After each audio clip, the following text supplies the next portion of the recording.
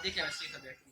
यार chemistry subject का basically ये है कि केमिस्ट्री में आपकी दो चीज़ें, एक तो ऑर्गेनिक और इनऑर्गेनिक। ऑर्गेनिक में ये है कि आपके केमिकल फॉर्मूलाज हैं जो आपको मतलब मे बी सेकेंड बुक में है आपकी, और जो फर्स्ट बुक है उसमें आपके सॉलिड स्टेट चैप्टर आ गया, इवन सॉल्यूशन है शायद, and chemical bonding. I don't remember है क्योंकि मुझे 2 साल हो दो चुके हैं साल हो गए। तो इतना याद नहीं है। तो उसमें बेसिकली आपकी इनऑर्गेनिक है, इवन सेकंड में भी आपकी इनऑर्गेनिक है, इससे रिलेटेड पी ब्लॉक हो गया, डी ब्लॉक हो गया।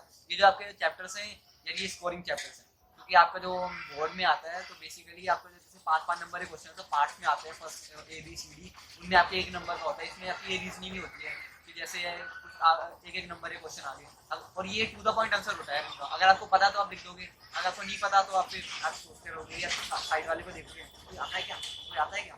तो यार वही है कि ये इनके डी ब्लॉक की ये स्कोरिंग सब्जेक्ट है, कोऑर्डिनेशन कंपाउंड आपका हो गया, बायोकेमिस्ट्री, एंड जो लास्ट के चैप्टर्स है आपके केमिस्ट्री न्यूट्रलाइज, ये आपके बहुत स्कोरिंग सब्जेक्ट है। क्योंकि अगर आपने ये पढ़ ली है, ये अच्छे से पढ़ ली है, इवन क्वेश्चन आपने प्रिपेयर कर लिए इनके, आप इसमें may be 100 to 100% marks score कर सकते हो इन पर्टिकुलर चैप्टर्स में, जो इनका वेटेज कंटेन करते हैं, इसमें आप पूरे मार्क्स कंटेन कर सकते हैं। सो और बात आती है ऑर्गेनिक के लिए। ऑर्गेनिक के लिए आपको पहले तो बुक के पीछे के जितने क्वेश्चंस हैं एनसीईआरटी के, वो आपको सारे करने पड़ेंगे प्रैक्टिस। एंड अगर आप जो भी रेफरेंस बुक आप अपनी प्रेफर करते हैं, जैसे प्रदीप प्रेफर करता है, कुछ दूसरी प्रेफर करता है, उसके आप मतलब एक्स्ट्रा क्वेश्चन पढ़िए, या फिर अगर आपको एक्स्ट्रा ही पढ़ना है, मतलब आपने सब कर लिया तो आप बहुत क्वेश्चन भी पढ़ सकते हैं उसके।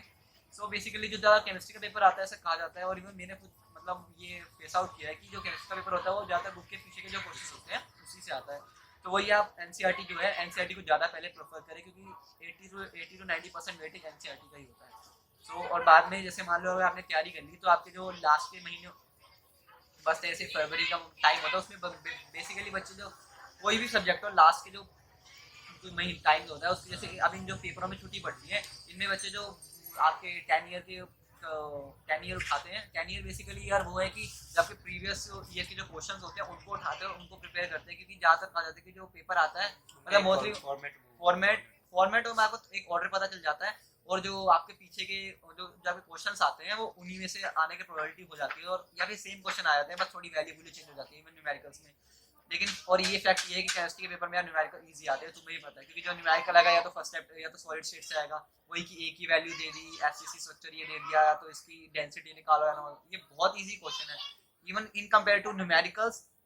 11th क्लास के कंपैरिजन में 12th क्लास के न्यूमेरिकल बहुत इजी है, आप लोग भी जानते हैं। जो बंदा फंसता है कि वो ऑर्गेनिक में है तो ऑर्गेनिक पढ़ लो, और जिसने इनऑर्गेनिक नहीं पढ़ी वो उसमें भी फंसता है, तो इनऑर्गेनिक तो वो ये पढ़ना सब पड़ेगा यार, पढ़ना सब अच्छे मार्क्स चाहिए। और ये नहीं है कि यार अच्छे पढ़ोगे यार, लाते हैं 98 तक परसेंट मार्क्स आते हैं, इवन मेरे टाइम में 100 आ रखे हैं यार, वो लग रहा है मेरी क्लास में आज मेरे कोचिंग में बंदे के 100 मार्क्स आए हैं इसमें। तो अब आता है मैथ्स के बारे में। मैथ्स और फिजिक्स का नाम सुनकर तो बच्चों का निहल जाता है, मैं सीरियसली बताऊं, बच्चे मतलब खौफ में आ जाते हैं। जैसे हमारे टाइम में हुआ था, दो मेरे फ्रेंड तो जानते ही हैं, पहले पहले क्या होता था बेसिकली, हमारे टाइम में क्या होता था कि जो पेपर है वो 70 to 80% बुक का आता था। हाँ लेकिन हमारे टाइम में पता नहीं क्या सीबीएसई वालों के पता नहीं था। क्या मौसम बदल गया उनका, काफी मतलब ऐसा था कि 70-80% हमसे पहले जो पेपर आया वो बुक से आता था, क्वेश्चन बस वो वैल्यू चेंज कर दी वैसा आता था। मैं खुद एनसीईआरटी खुद पढ़ के गया था यार, मतलब ढंग से पढ़ रखी थी कि हाँ इतना है कि इतना मेरा था कि 95 तक तो करना ही है परफॉर्म।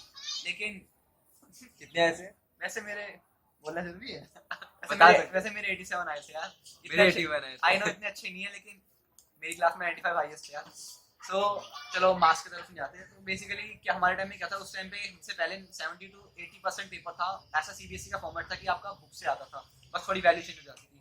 लेकिन हमारे टाइम में उसके बाद पता नहीं सीबीएसई वालों के कि मतलब पेपर फॉर्मेट से, मतलब एक ऐसा फॉर्मेट बना रखा था कि ये जैसे 4 नंबर का क्वेश्चन है, 4 नंबर इतने क्वेश्चन इस चैप्टर से आएंगे और इस टॉपिक से ऐसा क्वेश्चन आएगा कि जैसे अब आपका एक एग्जांपल देता हूँ कि आपका मैं फोर्थ या फिफ्थ चैप्टर है कॉन्टिन्यूटी एंड डिफरेंशिएबिलिटी, उसमें से ऐसा कंफर्म था कि जो आपका क्वेश्चन आएगा वो इंक्रीजिंग एंड डिक्रीजिंग का आएगा, 4 नंबर या 6 नंबर, 4 नंबर में आएगा।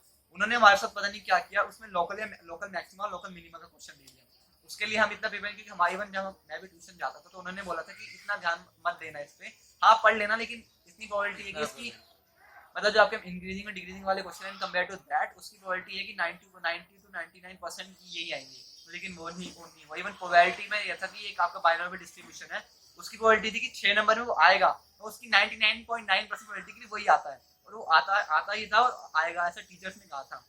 हम भी ये जोश में चले गए यार, कि हाँ यही आएगा, पढ़ लिया, लेकिन वहां जाके देखा वो मौसम पता नहीं उन्होंने कॉम्बिनेशन में कौन सा क्वेश्चन दे दिया, तो कोई नहीं कर तो दिया था, पता नहीं पेपर वाले पे डिपेंड था कि कैसे चेक करनी है। फिर बाद में हमें संदेशा मिला कि आपको बोनस मार्क्स मिलेंगे जी। तो ऐसा हुआ। हम ऐसे इवन यार कुछ जगह में तो बच्चों ने पेपर नहीं दिया, हमारे टाइम में तो शायद है ना, पेपर कैंसिल बोला कि हमें री पेपर चाहिए, लेकिन ऐसा सीबीएसई नहीं करवाई।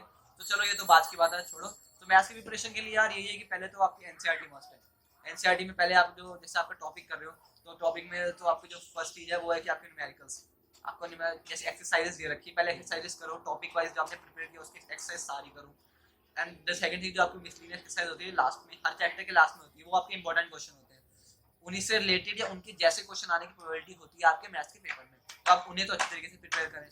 और सर फॉर्मूले भी याद होने चाहिए। फॉर्मूले तो यार वो वो सबसे तो ज्यादा नीड है, तो जैसे आपके इंटीग्रेशन हो गया, मतलब ज़्यादातर बच्चों को जैसे थोड़ा हार्ड इंटीग्रेशन ही पड़ता था। इवन आपका 4 मार्क्स में, जैसे अभी तो जैसे मेरे दोस्त मेरे पढ़ते हैं वो बताते हैं कि 4 मार्क्स में 2 या 3 क्वेश्चन तो कंपलसरी है इंटीग्रेशन, या डेफिनेट से है या इंडेफिनेट आपका इंटीग्रल है, और जो 6 मार्क्स में भी आपका आ सकता है।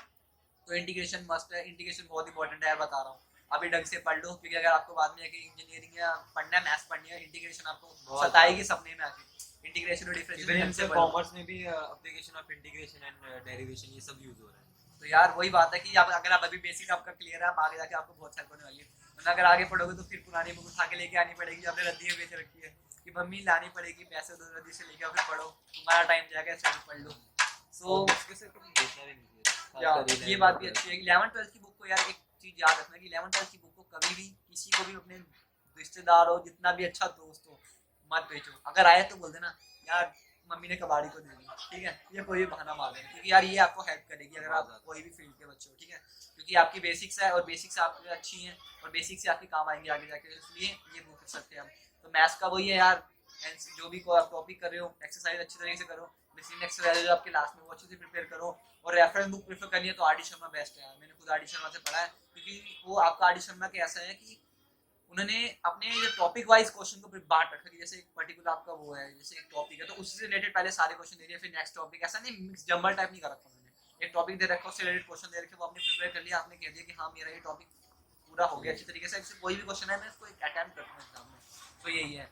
तो हमने फिजिक्स के बारे में बात कर ली, केमिस्ट्री के बारे में बात कर ली, मैथ्स में आपको कोई प्रैक्टिकल नहीं होता, ये 100 मार्क्स का पेपर है गाइस, थ्योरी आपको पढ़नी पड़ेगी अच्छी तरीके से, फॉर्मूलाज तो याद होने चाहिए, ये याद रखना यार, फॉर्मूले इंपॉर्टेंट है।